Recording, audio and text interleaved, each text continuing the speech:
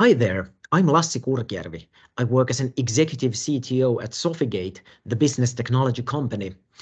And today, I'd like to talk about the era of humans and machines that we're living in right now. This talk was given at the Digital Leadership Days in Finland, organized by the Business Technology Forum. And now this English summary is my attempt to really summarize a few key points about the transformation that we're going through and how companies and individuals can prepare for it. Hopefully this raises some thoughts, so don't hesitate to reach out to me and let's discuss further. In addition to my work at Sofigate, you might know me from Finnish national TV, where I joined the morning show panel to discuss what's happening in digitalization, both in society and for us individuals. Now, what really inspires me is humans, what we can achieve together. One of my life's best experiences has been to be a part of Team Rynkeby, one of the world's largest charity cycling events, where I've been a team captain for Helsinki and seen firsthand what people who really believe in a common goal can achieve. And try to keep that mindset when you're listening to this talk. What do we want to achieve when we're looking at these new technologies? And obviously on a personal level, my family is a big driver, since I really think about the future that we want to build for our kids. And I obviously want it to be one that I want them to live in instead of the one I fear they might live in.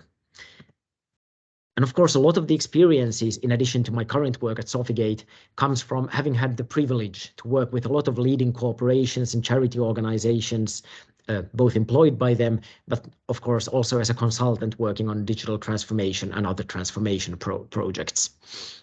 So with this frame in mind, let me take you through 3 different angles to the era that we're living through now.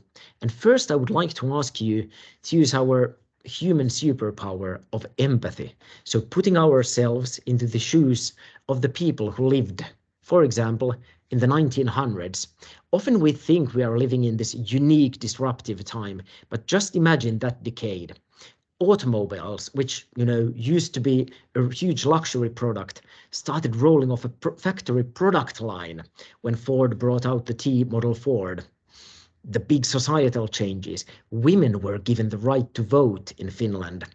And of course, even our whole conception of reality was challenged by Albert Einstein and his theory of relativity. Now imagine that as disruption. In the 1910s, quite a similar story. The Spanish flu killed tens of millions of people in this truly global pandemic. And of course, the First World War, where modern weaponry was first used in large-scale combat, killed tens of millions of young men on the fields of Verdun and Somme. But on the other hand, up here in the north, a small plot of land that used to belong to Sweden and then Russia suddenly became an independent country, Finland. 1920s, we decided we have to send all the kids to school. Oof, now that's a disruption. And of course, radio, slowly becoming commonplace, started bringing the events of the world live to people's living rooms.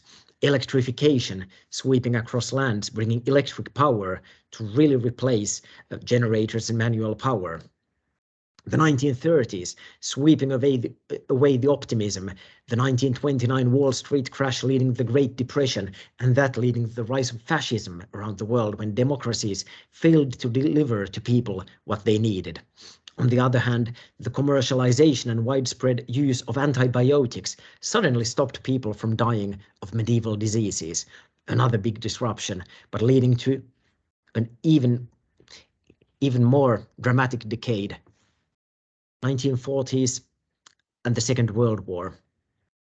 Now, through those sad events, the world ended up in a Cold War, but technologically, there was also the splitting of the atom, where suddenly, harnessing that immense energy source, there was also the possibility to use nuclear weapons for the first time, and hopefully the last time, in human conflict. But of course, it also propelled us to the 1950s, a new era of optimism, the Helsinki Olympics of '52 connecting Helsinki to the capitals of Europe via airplanes. Now, the telephone, an old invention, was suddenly being used everywhere. Now that's connecting people when suddenly you're not reliant on letters anymore. And television, of course, also becoming widely available, started really showing people what happened all around the world. 1960s, only 60 years later than the first human-powered spaceflight, we shot off to the moon with the Saturn V rocket taking Neil Armstrong and Buzz Aldrin and Michael Collins to orbit the moon and land on it. Of course, urbanization suddenly filled cities with cars, and the next generation refused the values of their parents, and the hippie movement was born. Now that's disruption. 1970s, the rise of popular culture, Star Wars, but also, of course, people being able to consume it, watching whatever, whenever, as Sony marketed their Betamax. But the world also faced a big energy crisis with the oil crisis, making people realize maybe we don't have a free, harmless, abundant energy source.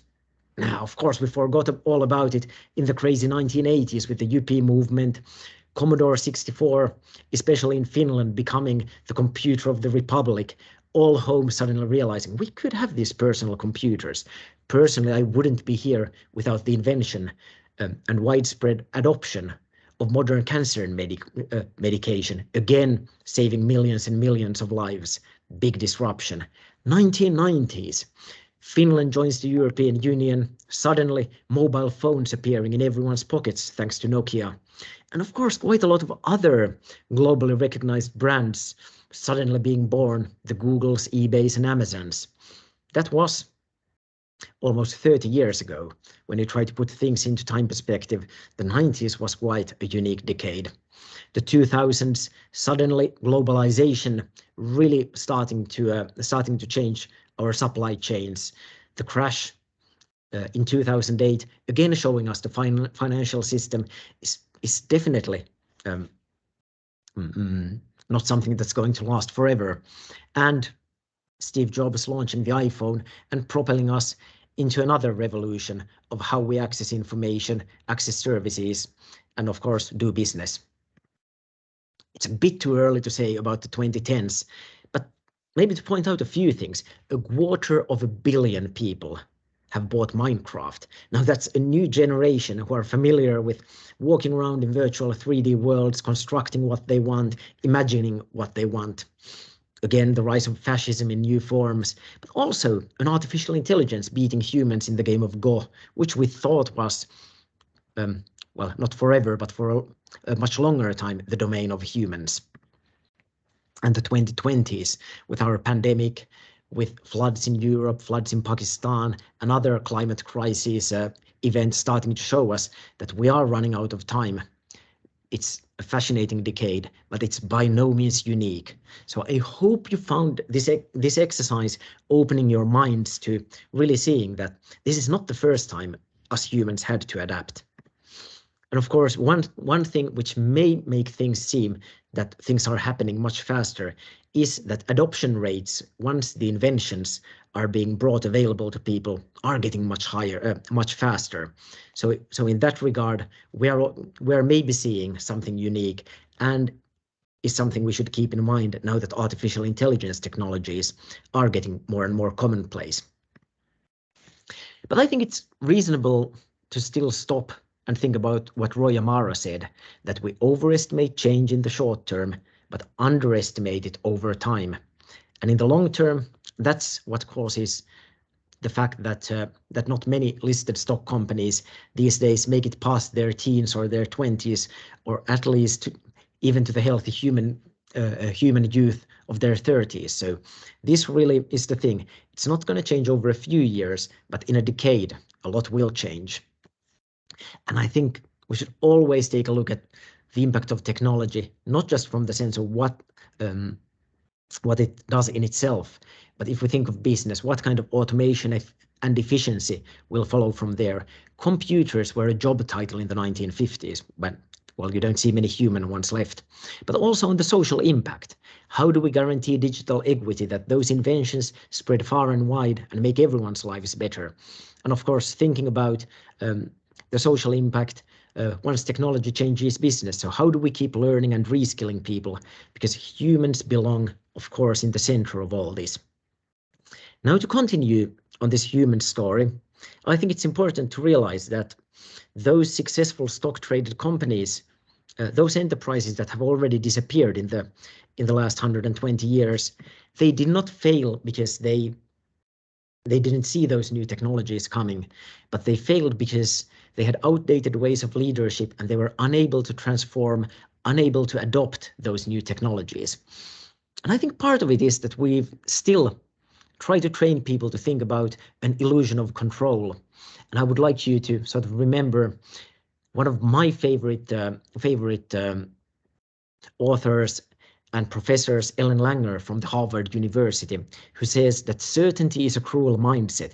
It hardens the mind against possibility.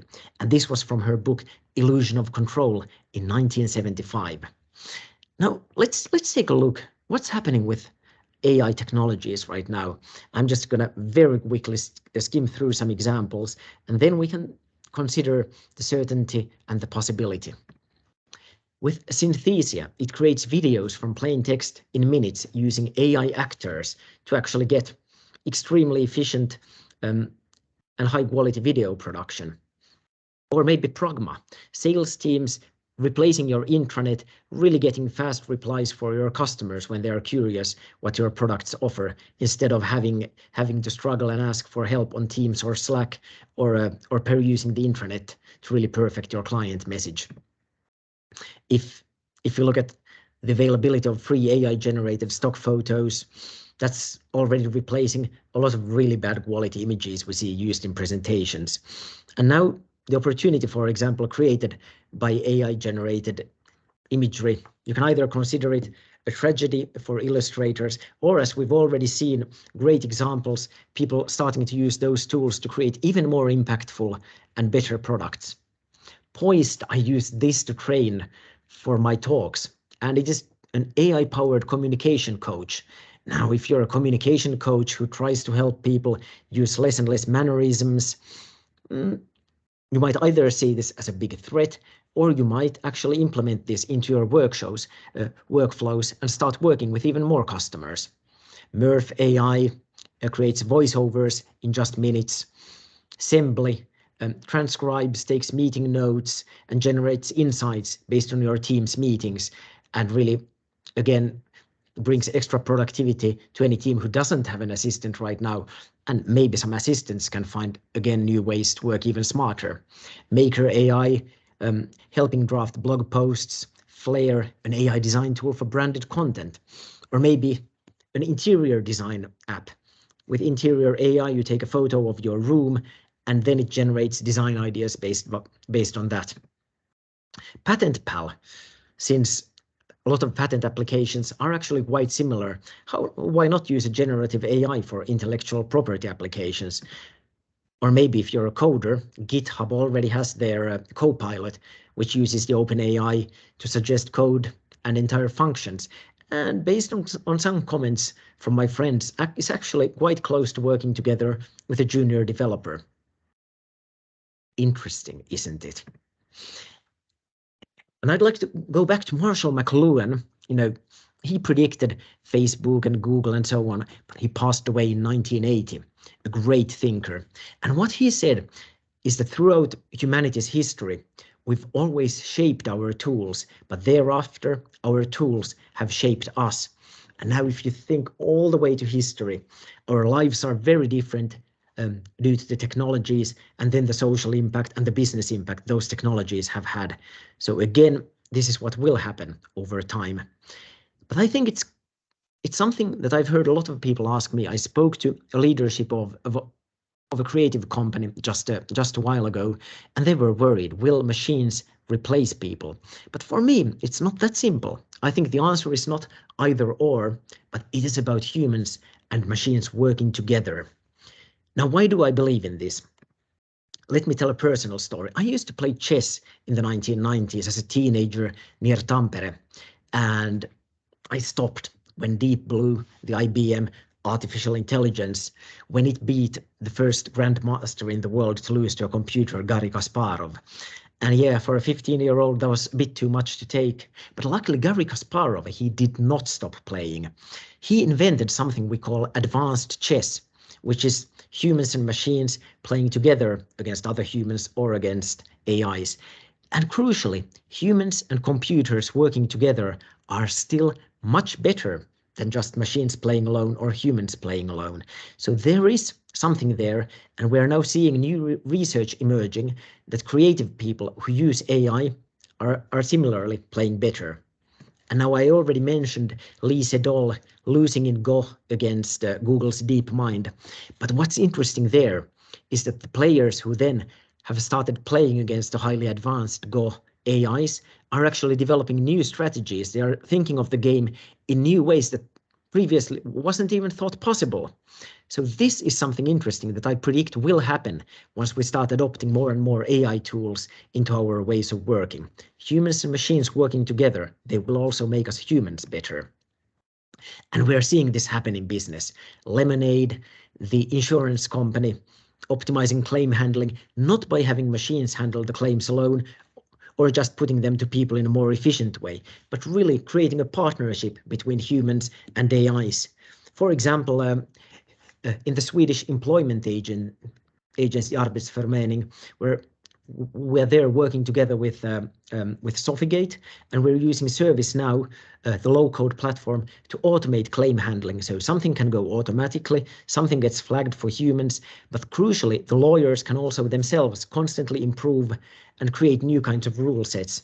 So they're humans and machines really helping computers work faster, but then helping humans work faster, but put their focus on something humans are good at.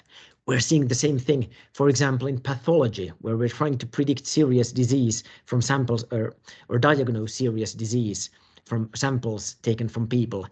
And, an experienced pathologist might be about 3 times faster than a junior, but then again, an image recognition AI is about 9 times faster than a junior. But if you combine the junior, if you combine the AI and the senior, you're getting over 30% improvement, since the AI can guide the human to look at certain areas, the human can then flag something for the AI, and suddenly a completely new way of working emerges. And this is also put in practice, for example, in one of the largest orthopedic hospitals in Europe, Coxa in Tampere, where the Oravisio solution is being used for shared decision-making between doctors and AIs, but especially shaving